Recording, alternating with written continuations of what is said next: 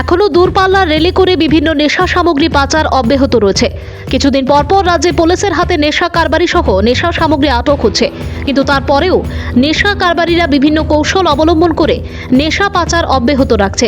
ঠিক একইভাবে রবিবার সকালে গোপন সূত্রে সংবাদের ভিত্তিতে তেলিয়ামুড়া থানার পুলিশ রবিবার সকালে তেলিয়ামুড়া রেলওয়ে স্টেশনে ওত পেতে বসে থাকে। পরে দূরপাল্লার একটি ট্রেন থেকে 3 যুবক তেলিয়ামুড়া রেলওয়ে স্টেশনে নামতেই পুলিশ তাদেরকে আটক করে তল্লাশি চালায়। তল্লাশি চালিয়ে পুলিশ তাদের কাছ থেকে মোট 112টি নেশা জাতীয় স্কফ উদ্ধার করে। পরে উদ্ধারকৃত নেশা সামগ্রী সহ নেশা কারবারিদের থানায় নিয়ে আসে। পুলিশের প্রাথমিক জিজ্ঞাসাবাদে তারা স্বীকার করেছে তাদের বাড়ি বিহারে, যাদের নাম রঞ্জিত, রাজা রাম কুমার এবং কানাইয়া ঠাকুর। এ ব্যাপারে তেলিয়ামুড়া থানার ওসি রাজীব দেবনাথ জানিয়েছেন, ধৃত 3 নেশা কারবারিদের বিরুদ্ধে পুলিশ একটি এনডিপিএস ধারায় মামলা নথিভুক্ত করবে এবং সোমবার তাদেরকে আদালতে প্রেরণ করা হবে। ভানুচন্দ্রের রিপোর্ট, আসাম প্রাইম নেটওয়ার্ক। দেখতে বেশি কচ্ছিরাতে ধরা পড়ছে, কোথা থেকে তারাকে ধরা পড়ছে? আজকে অ্যাকচুয়ালি আমাদের কাছে একটা ইনফরমেশন আছে, আগরতলাগামী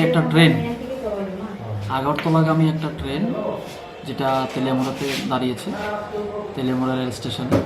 তো এখান থেকে 3জন ছেলে নামে, ওদের কাছে সাসপেক্টেড কিছু আছে বলে আমাদের কাছে একটা ইনফরমেশন আছে। তো ইনফরমেশন বেসিস আমরা গিয়ে এখানে ওদের কাছে সার্চ করে আমরা টোটাল 112 বোতল এসকাপ কফ সিরাপ আমরা উদ্ধার করতে পারি। তো আমরা ওদের 3 জনকে আমরা বুক করেছি। এই ব্যাপারে আমরা একটা মামলা নিয়ে তদন্ত করব। ওনার নাম কি জানা গেছে? তুমি কোথা থেকে আসছেন? এগুলি বিহারের লোকই, বিহার পাটনার লোক।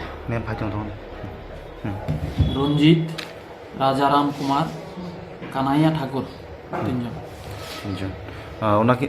ওনার কি আপনার হ্যারাসমেন্ট যা ইয়ে আছে? হ্যাঁ, ওনাকে কি তারা কি মানে তারাও মানে যে জায়গাতে আছেন তারা কি নাম বলেছেন বা কাকে এই আমাদের ইনভেস্টিগেশন করছি আমরা।